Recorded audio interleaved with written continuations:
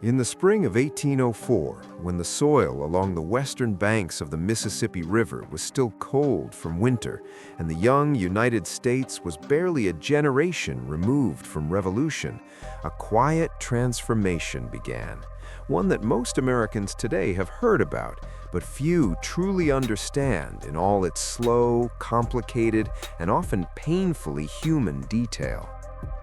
This is not a story of a single battle, nor of a dramatic speech that instantly changed the course of history. It is a story of mud, ink, river currents, fragile boats, stubborn personalities, miscalculations, scientific curiosity, cultural collision, and the relentless, grinding pace of exploration. It is the story of how a vast, unmapped continent slowly revealed itself to a fragile republic that was not entirely sure it could survive. In 1803, the United States was still small by modern standards. Its western boundary ended at the Mississippi River.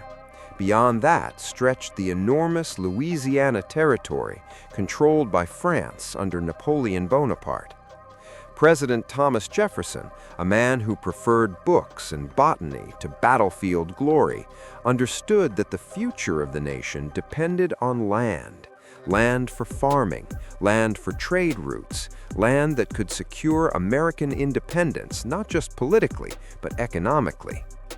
When France unexpectedly offered to sell the entire Louisiana Territory, Jefferson faced a constitutional dilemma. The Constitution did not clearly grant the president authority to purchase foreign land, yet the opportunity was enormous. For $15 million, the United States would double in size. Jefferson hesitated, but only briefly. He knew that if America did not expand westward, another empire would. The Louisiana Purchase was finalized in 1803. Overnight, the United States acquired approximately 828,000 square miles of territory. But there was a problem. Americans did not truly know what they had bought. Maps of the interior were vague and speculative. Rivers were drawn in guesswork curves.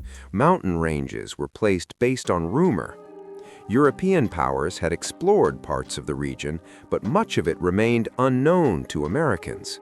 If the United States was to claim and control this territory, it needed knowledge, geographical, scientific, and political. Jefferson had already been planning an expedition.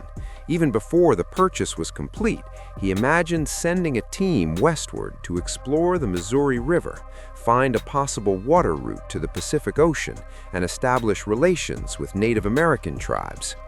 He chose his personal secretary, Meriwether to lead the mission.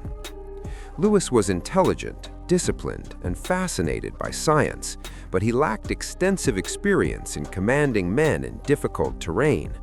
For that, he selected William Clark, a seasoned frontiersman and military officer. Though Clark technically held a lower rank, the two agreed to share leadership equally. Their partnership would prove essential.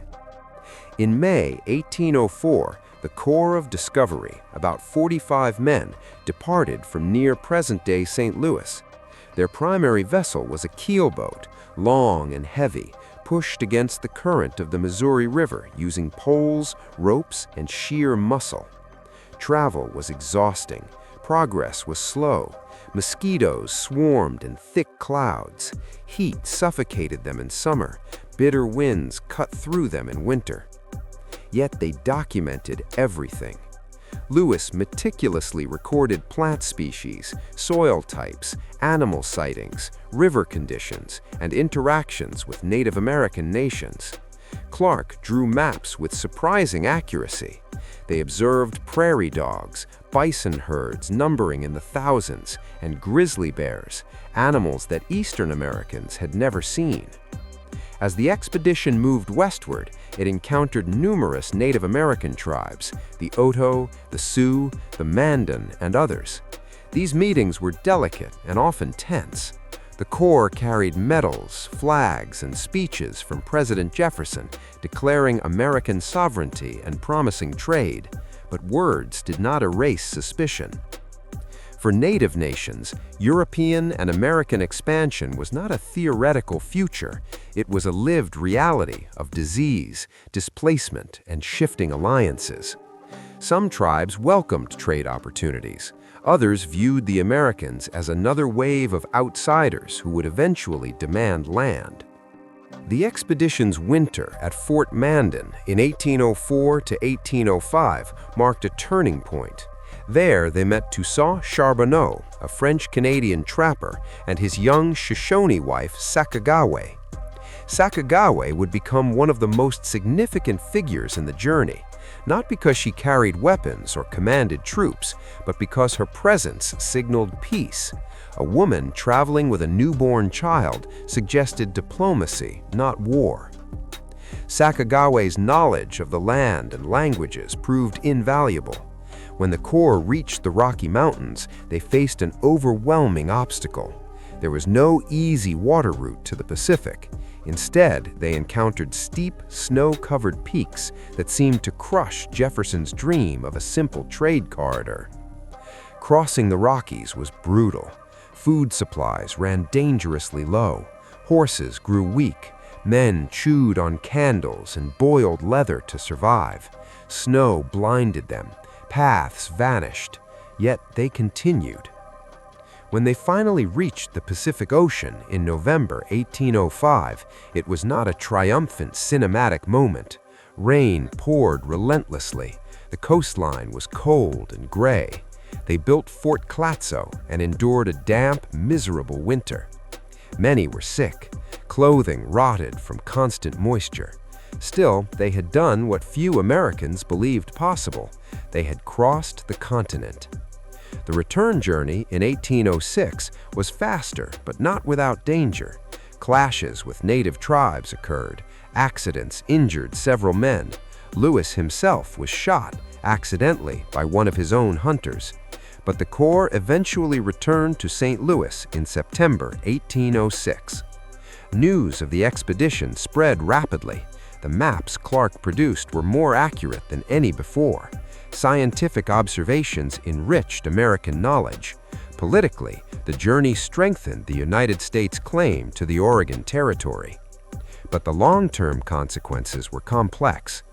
The exploration paved the way for fur traders, settlers, railroads, and eventually large-scale westward migration. For many Americans, the West became synonymous with opportunity and destiny. Yet for Native American nations, expansion meant treaties broken, lands seized, and cultures disrupted. The Lewis and Clark expedition is often remembered as a bold adventure. It was that, but it was also the beginning of a transformation that reshaped the continent, economically, culturally, and demographically. Meriwether Lewis would not live long to see the full impact. In 1809, under circumstances still debated by historians, he died from gunshot wounds along the Natchez Trace.